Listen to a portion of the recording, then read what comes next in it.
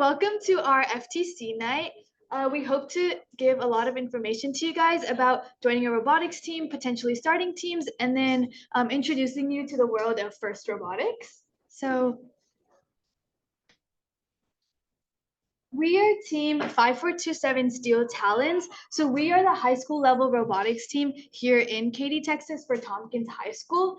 So we work on building our robot here in the Robert Shaw Center with all of the other high school Katy ISD teams. So if your kids are potentially going to Cinco, Jordan, Seven Lakes, Tompkins, Morton Ranch, and then I think there's a couple of extra, then you guys would potentially also be working here in the future. And we have been competing since 2015. So we are close to celebrating our 10-year anniversary as a robotics team, and we're super excited about that.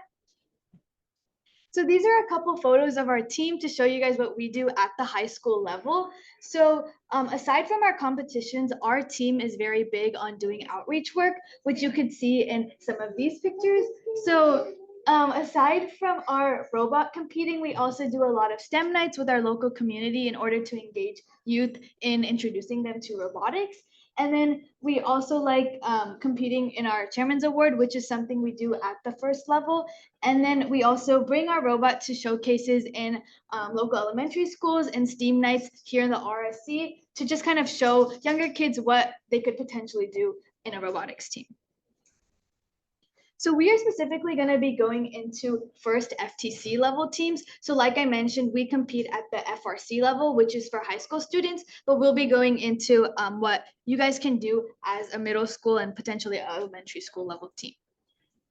So what is FIRST? So FIRST stands for Inspiration and Recognition of Science and Technology, and they are a nonprofit organization that operates various levels of robotics and hosts robotics competitions for community youth. And in FIRST, there are 4 levels in which you can compete at. There's FLL Junior and FLL. These are primarily for elementary age students. And then we will be going more into FTC, which is First Tech Challenge, which is from kids ages like 7th grade to 12th grade. But we do like to focus this on middle school age students just because there are FTC level competitions for the older kids in high school. And that's what we compete at. So what makes a team? So what is FTC specifically?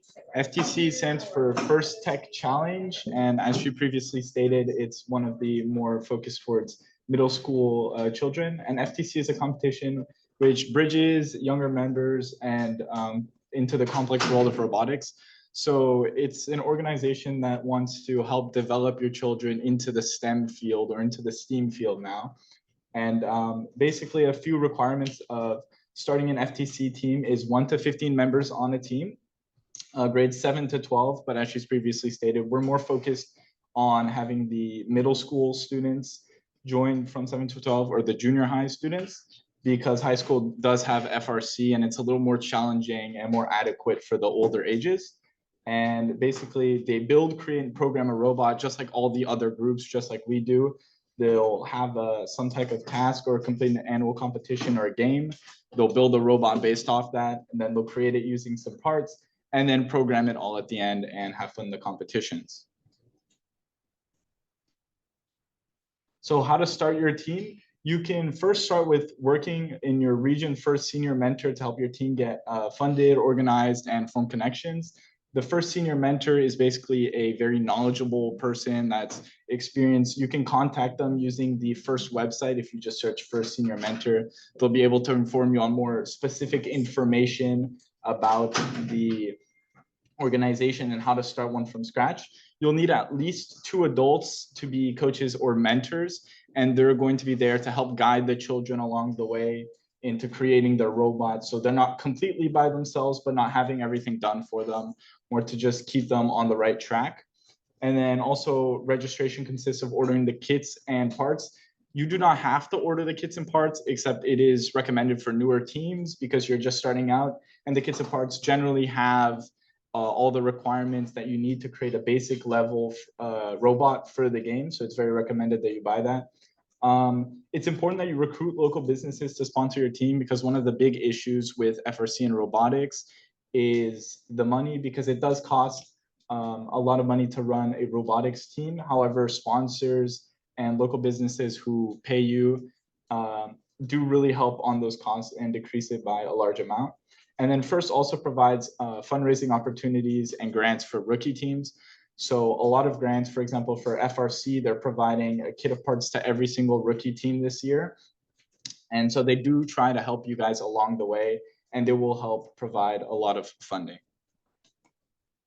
And so expenses, as I was previously stating.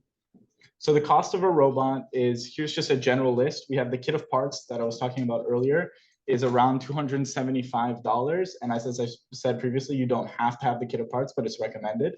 Then you have your rev control hub, which is around $295. The tools that you'll need to work on the robot, work on all the metal and woodworking is about $200. This can all range, obviously, depending on the quality of the tools and what tools specifically you're going to need. Some different parts and supplies, anything extra that you might want to add to your robot at the end to make it more competitive or make it better. And then as well as the robot supplies, these all comes about to $1,400 on average for the cost of the robot itself. And then we also have the competition costs. The tournament registration is $100, and this includes the tournaments that you will participate in your robot and your children will come to. The state championship fee is $250, but that's only if you get into the state championship. You do not have to pay that at the start. That's only if you qualify into the state championship. The gas costs around to drive to these different tournaments is about $200. The food is $200 to feed the children and all the participants in the competitions. And then registration for the robot and event expenses estimate is about $2,705, which is the most expensive part of all of this. And then miscellaneous expenses, such as potentially wanting to book out any hotel rooms or anything like that, comes to about $785, with an overall total price of $5,890, which is a little high because it was decreased a little bit not that long ago. So it's a little high. It's a little less than that. So I'm going to talk a little bit about like the fundraising that we do for our team. So as we were talking about before, like we do have like some resources that provide with like grants and stuff like that. And we also encourage our students to like reach out to their family members and ask for and reaching out to tech companies as well. So that's why like we have some of our sponsors up here that are featured on like the back of our shirt, and we put them up there so they get their recognition. So that's like iSpecs, Technical Control Solutions, T-Mobile, and Dell. And then we also have like we also have our like school that like provides us with some funds as well, and other companies that could match the price of our of those donations. Okay. Okay. But yeah, definitely family members, parents, you know, we could split up the cost, some of the 15 kids, that's probably what I would suggest. Yeah. Exactly what she said. Like I know the costs from the last couple of slides seems like a lot, but you will be splitting these between like as many like members or families that are like a part of these teams. And then also like there's all these opportunities. Initially, if you aren't getting like sponsors and the money isn't coming in as much as you want, don't be dismayed. Like we do get a lot of sponsorships and a lot of money from companies and stuff because we've been a team for around 10 years. So it does take like some time to become like well established and like to build up your team. And it's usually easier if you're, when you're a rookie team and in your first year, you're starting a team, it's easier to get money your first year. And simply the second year and, you know. So the competition season, yeah, so the competition season, FTC is kind of like a year-round commitment for your child because it goes from like May all the way throughout the summer. So in May, you can register to like go to competitions, like register your team, establish it within the first community. And then from May to around August, it'll be your off season where you can potentially focus on fundraising and gathering a team. In September is your season's kickoff, which is usually just like a day where they release the challenge of the robot. And then usually what we do is on our kickoff, which is in January, we gather the whole team and then we come up we do like an initial rundown of the game and some ideas we might have for it. Through October and March is your local and regional competitions.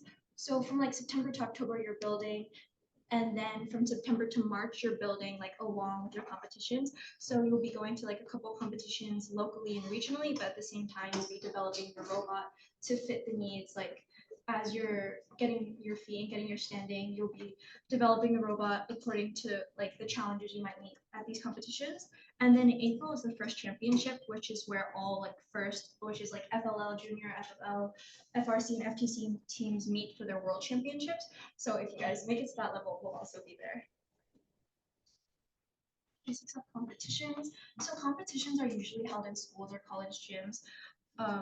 A certain school will host the competition either locally or regionally, and then you'll just go there usually as a team. Like we hire a bus and we all drive there, and then we compete for like a day or two. It lasts around 2 days per competition. So you will be going back to back to back. It's kind of like split up into multiple parts. You'll be split into smaller teams and subsections, and so you'll have time between each match. Oh, okay. You'll have time between each match to like fix up the box, what strategies are working for you guys, and then each season concludes with the regional championship events, which is obviously the world championship.